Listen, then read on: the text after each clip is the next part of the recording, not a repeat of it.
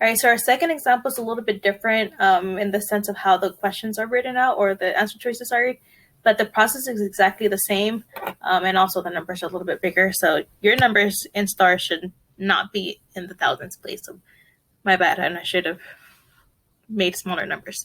But we still have a table there that represents some points on a graph of linear functions, and then it asks for which equation represents the same relationship. So the very first thing we're going to still do is graph our points onto Desmos. So then let me clear this. So you do the plus sign, the table, and let's go ahead and fill that in. So -2, -1, 1 and 2. And then for really large numbers, 3950. You should be glad that I'm doing this one with you guys. That you don't have to go through the whole process of graphing this. 3970, 4010, and 4030. All right, and so the second step is that we want to then graph our answer choices. Now, because we are using the star version of Desmos, which I honestly, up to now, I don't know which version of Desmos you're going to be using, but we're just going to assume like the state of Texas decides to give you this this version of Desmos. So what we're going to do is actually something that's pretty simple.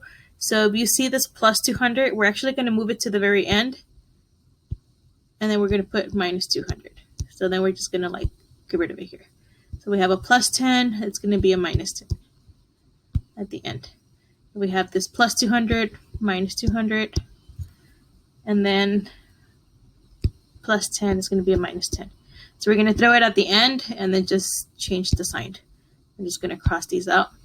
Now these questions are ready, or equations are ready to graph. So again, I only want to focus on what's after the equal sign.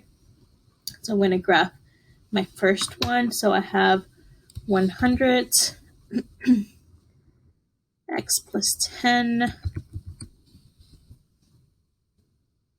minus 200. And so again, I want to zoom out, and we probably had to zoom out a lot because the points are really almost in the 4,000s.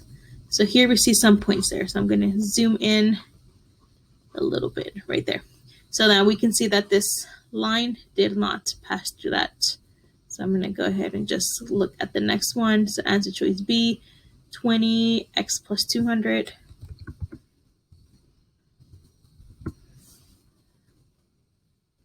minus 10. And so here we can actually see that, yes, it passed through those points. So I'm going to leave that there. And then 20 x plus 10